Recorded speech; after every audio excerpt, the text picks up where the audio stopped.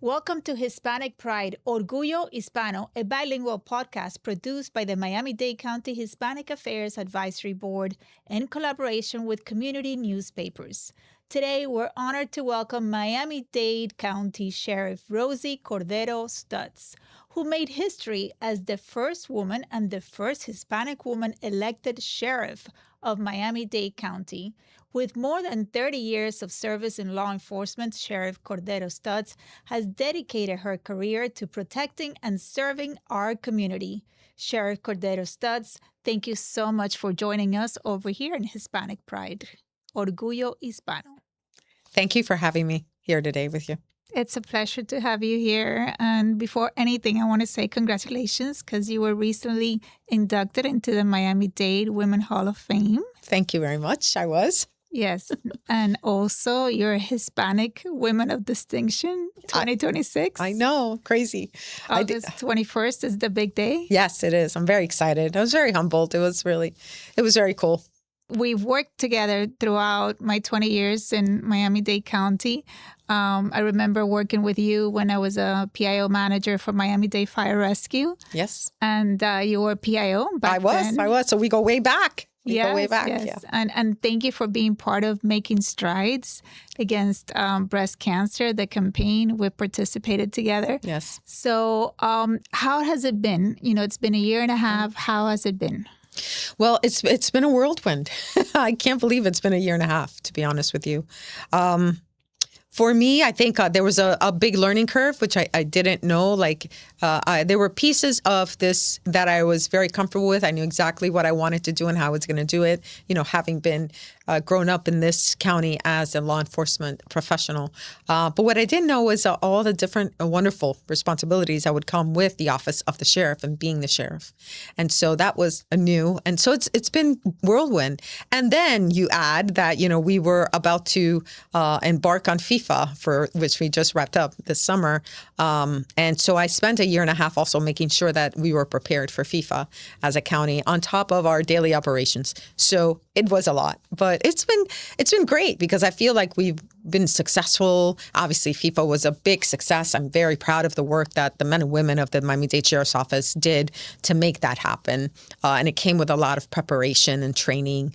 And but, you know, we stepped up to the challenge. Congratulations on that. And I believe that you had lessons learned because when you were on leave campaigning for this great role, there was the whole incident with Copa America. So that taught a little bit of what needed to be done. So. Absolutely.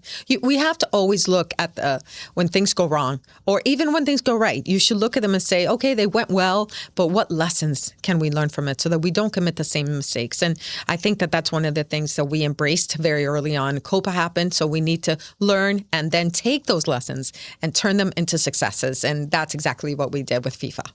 And then you have the G20 coming up. How are you preparing for that? Because it's very different, you know, preparing for a World Cup than...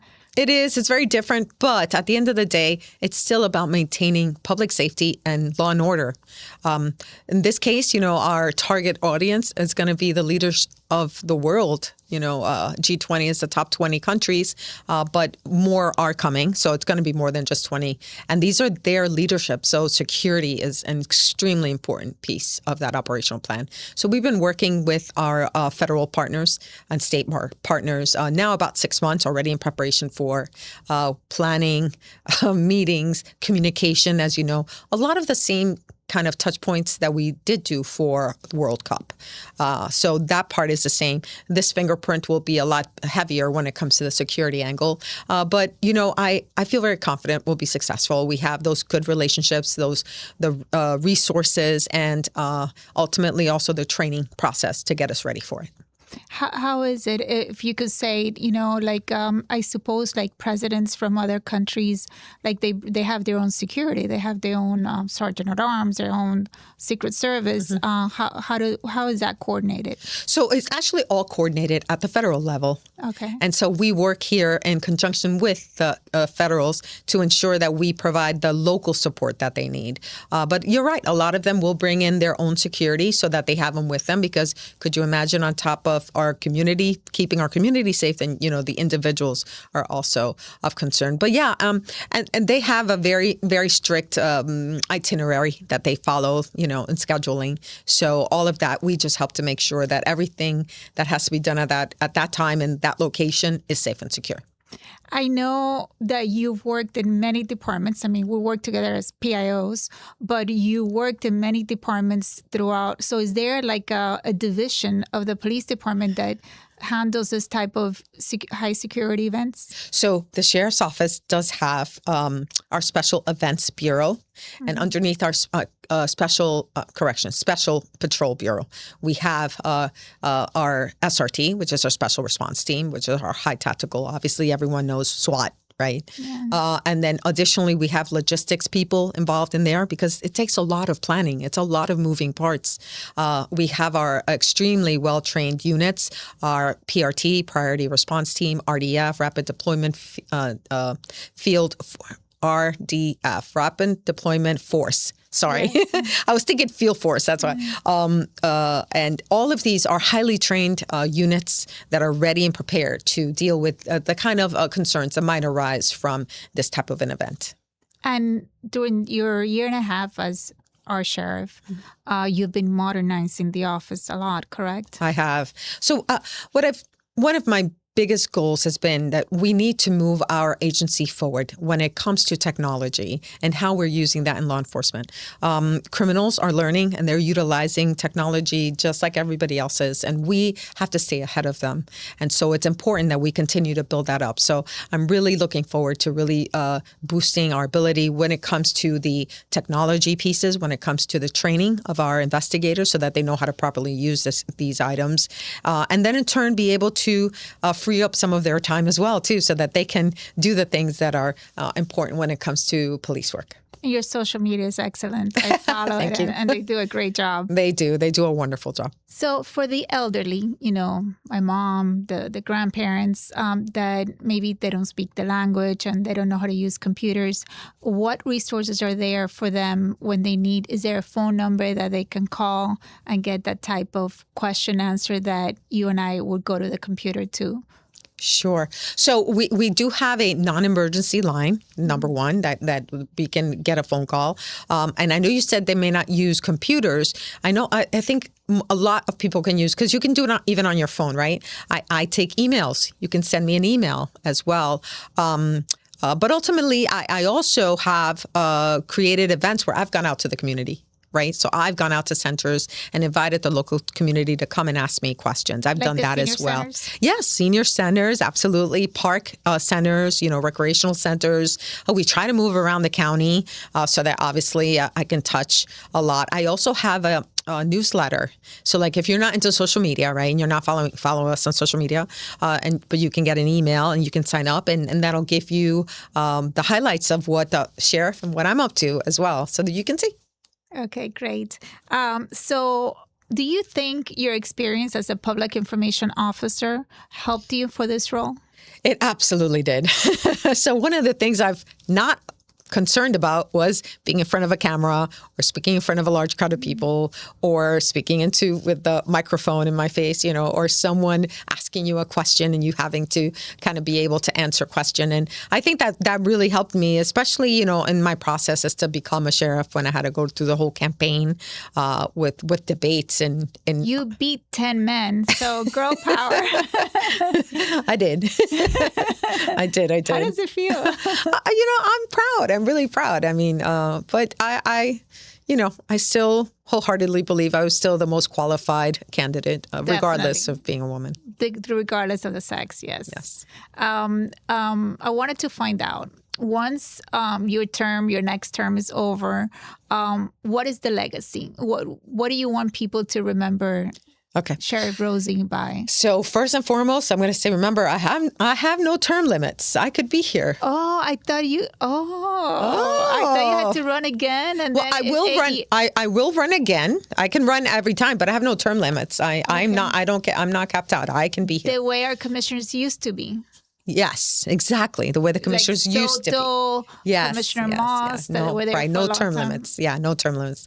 But my legacy, I want to build a sheriff's office, a foundation that will stand the test of time for the future, that's founded on integrity, respect, service, accountability. For our community. And I believe wholeheartedly that if I can do that now and start this agency in that way, that culture is going to exist and continue to pay it forward to our community. And what is your advice for the young people, for especially the young girls that want to be a police officer? Because I understand when you knew it since you were little. Yeah, that was me. I mean, my mom said I was about 5 years old when I started saying I wanted to be a police officer. But I think that had a lot to do with the fact that we were immigrants and we were, my mom, I would translate for her or for the neighbors or, so you start to learn that serving someone feels good. Public service as a child. Absolutely. But what would I tell you, the youth interested is follow your heart. Do something that feeds your soul. As long as you're doing that, whatever that may be, whether it is law enforcement or whether it's something else, you really will get rewarded in ways you can't even imagine. We all have to work. We all have to pay the bills. No one escapes that in this country unless you're born yes, exactly, rich. But imagine being able to do that, but at the same time feel really proud of what you're doing every single day. And I that's how I feel. And there's so many different divisions because it's, it's the detectives that, and then, those doing the field work. Yes, those we doing do. The SWAT, which is exciting, what people know from the movies. Yes, exactly. We have so many different job assignments within the sheriff's office specifically because we're such a large agency. We're the largest agency in the southeastern United States. We have over 3,200 deputies. And I do have patrol, aviation, motors, mounted patrol. We have canine, all different kinds of canines. You can be on a boat. You can be at the airport. You could be at the seaport. There's so many things you can do. And you can have the humble blessing of responding to a 911 call in someone's darkest moment, and you make a difference in someone's life. Is there an age limit? There's no age limit, but you do have to be able to pass physical fitness requirements, medical requirements, psychological requirements, and education levels. Is there, are you hiring right now? Yes, we are always hiring, first and foremost. That's one of the things that I really wanted to change is our process. Yes, we're always hiring. You can go on our website and find the information right on there. Very easy. And also, here's another thing I'm going to plug. It's not just a sworn position. The sheriff's office has civilian positions that help our professional staff, that helps us to do our work every day.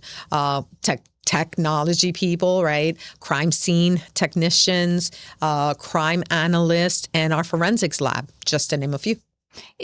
Are you still together with the county? Do they go through the county website to apply or do they go? No, you can absolutely go on our website and it'll hyperlink to our jobs. Okay, because I understand when you first got this position, it was a 3-year thing, right? To transfer. Yeah, so the way it worked is by statute, it gave us 3.5 years. So can you imagine just flipping a switch and being like, oh, you're your own agency? Yeah, we needed a lot of help to get that ball rolling.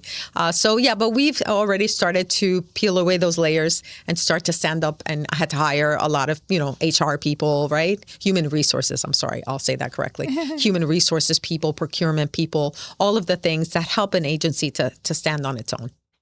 Thank you. Is there anything else that I haven't asked that you want to share with the public? Well, I think I'd love to make sure that I give a shout out to our men and women at the Miami-Dade Sheriff's Office for all the amazing work that they just recently did to ensure a successful FIFA World Cup event right here in Miami-Dade County.